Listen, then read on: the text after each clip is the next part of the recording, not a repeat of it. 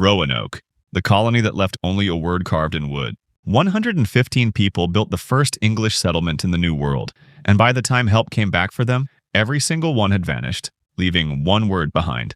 In 1587, a group of English colonists landed on Roanoke Island, off the coast of what is now North Carolina. Their governor, John White, had brought men, women, and children to carve a permanent foothold in America. Among them was his own daughter, and days after landing she gave birth to Virginia Dare, the first English child born in the New World. But the colony was short on supplies almost from the start. White made the hardest decision of his life. He sailed back to England to bring more, leaving his family and the others behind. He expected to be gone a few months. He was gone 3 years. War had erupted between England and Spain, and every ship was seized for the fight against the Armada. By the time White finally crossed the Atlantic again in 1590 and rowed ashore to the settlement he had helped build, there was no one there. The houses had been taken apart. There was no sign of a battle, no graves, no bodies, just an abandoned clearing swallowed by the coast. The only clue was a single word carved into a wooden post, Croatoan, and on a nearby tree, 3 letters, CRO. Before leaving, the colonists had agreed on a signal. If they were ever forced to flee in danger, they would carve a cross. There was no cross anywhere. Whatever happened, it had not, it seemed, been an attack. White wanted to sail to nearby Croatoan Island to look for them. A storm drove his ships back out to sea, and he was never able to return. To this day, no one knows what became of the colonists of Roanoke. 115 people, an entire town, gone. And all they left behind was a single word no one could follow. Mary Celeste, the ship found sailing herself. A ship was found drifting in the middle of the Atlantic, sails set, cargo intact, food still in the galley, and not one living soul aboard. On December 5th, 1872, the crew of a ship called the Dei Gratia spotted another vessel moving strangely off the Azores, her sails half set, yawing in the wind as if no one had a hand on the wheel. They watched her for 2 hours. No one appeared on deck, so they lowered a boat and rowed across. The ship was the Mary Celeste, and she was in almost perfect order. She was seaworthy. She had 6 months of food and fresh water aboard. Her cargo, more than 1,700 barrels of raw alcohol, was untouched. The crew's personal belongings, their pipes, their oilskins, even valuables, were still where they had been left. But the people were gone. Captain Benjamin Briggs, his wife, their 2-year-old daughter, and 7 crewmen, 10 souls, had disappeared. The ship's only lifeboat was missing. A length of rope trailed from the stern into the water, and the last entry in the captain's log had been written 10 days before she was found. There was no sign of violence, no storm damage that could explain why an experienced captain would abandon a sound ship in open ocean. The leading theory is chillingly ordinary. Fumes leaking from the alcohol cargo may have convinced Briggs the ship was about to explode. He may have rushed everyone into the lifeboat, tethered to the ship by that trailing rope, meaning to wait out the danger, and then the rope parted. The Mary Celeste sailed on alone, and the 10 people who had trusted her were left behind on the open sea. Not one of them was ever found. No body, no lifeboat, no survivor. The ship survived. Everyone who sailed her did not. Percy Fawcett, the explorer who walked into the Amazon and never walked out. One of the most famous explorers alive marched into the Amazon to find a lost city, and neither he nor his son, nor the men who went searching for them, ever came out. Colonel Percy Fawcett was a decorated British explorer, the kind of man who inspired the fictional adventurers who came after him. And by the 1920s, he had become obsessed with a single idea: that somewhere, deep in the uncharted Brazilian jungle, lay the ruins of an ancient, advanced civilization. He called it simply Z. In 1925, he set out to find it, taking his grown son Jack and Jack's friend Raleigh Ramel. This was the age before satellites, before GPS. 3 men walking into one of the densest, most impenetrable rainforests on Earth. His last letter home was sent from a place he called Dead Horse Camp in May of 1925. In it, he was optimistic, and he left explicit instructions. If the expedition disappeared, no one should mount a rescue because any rescuers would only share their fate. Then the letter stopped. At first, the world waited. Then it went looking. Over the following decades, expedition after expedition pushed into the Amazon to find Fawcett or find out what happened to him. By some estimates, around 100 people died or vanished searching for a man who had begged them not to come. Bones surfaced over the years. None were ever confirmed to be his.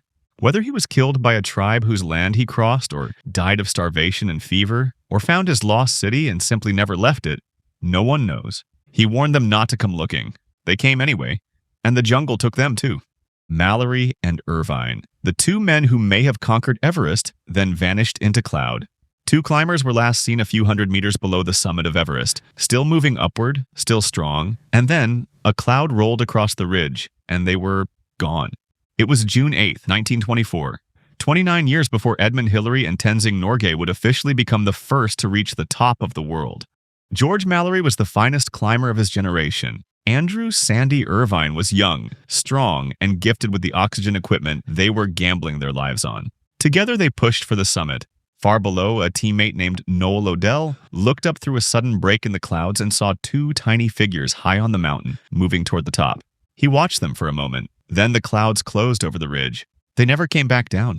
For 75 years, Mallory's fate was a blank. Then, in 1999, a search team found his body high on the north face, frozen, remarkably preserved, but with no camera on him. That camera mattered. It was a small Kodak that might still hold a photograph proving whether they reached the summit before they died. In his pocket were his snow goggles, which hinted he had been moving in darkness, descending late perhaps after going higher than anyone knew. But there was one more thing missing, and it may be the most haunting clue of all. Mallory carried a photograph of his wife, Ruth, with him on the mountain, and he had made her a promise. If he reached the top of the world, he would leave her picture there, on the summit. When the searchers pried his frozen body from the ice, they found his letters, his papers, even his wallet, all still on him, all intact. But the photograph of Ruth was gone. It was nowhere on his body. And that raises a quiet, chilling question. If he never made it, why wasn't her picture still in his pocket with everything else? Its absence is the closest thing anyone has ever found to a whisper that George Mallory may have stood on the summit of Everest and left his wife there 29 years before the world believed it had been done. Irvine stayed lost for a full century. Then in 2024, a boot with his name inside it emerged from the melting ice, but still no camera, still no answer. They vanished into a cloud one afternoon in 1924 and took the answer up the mountain with them. Amelia Earhart, the most famous pilot in the world, lost over an empty ocean. The most famous aviator alive was 3/4 of the way around the world when her plane, her navigator, and she herself simply fell off the map over the Pacific. By 1937, Amelia Earhart had already become a legend, the first woman to fly solo across the Atlantic, a household name on every continent. Her final challenge was the biggest of all, to fly all the way around the world. With her navigator, Fred Noonan, she had already crossed most of the planet. Then came the hardest leg. From New Guinea, they had to cross roughly 2,500 miles of open Pacific to reach Howland Island, a flat sliver of land barely 2 miles long, a needle in an ocean. A U.S. Coast Guard ship, the Itasca, waited off the island to guide them in by radio. The radio calls came in through the morning, and they grew tense, then desperate. Earhart reported she was running low on fuel. She reported she must be near the island, but couldn't see it. She gave a final line of position, and then the radio went silent. What followed was, at the time, the largest and most expensive search in American history. Ships and planes combed thousands of square miles of empty ocean.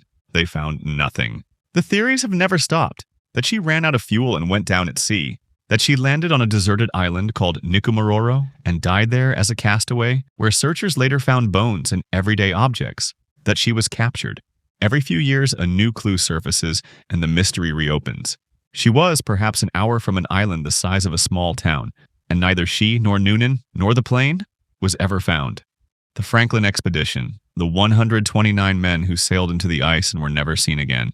2 of the most advanced ships of their age sailed into the Arctic to conquer the Northwest Passage, 129 men aboard, and every one of them died in a slow horror that unfolded over years.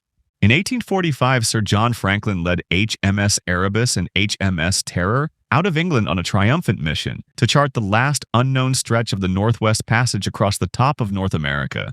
These were not fragile ships.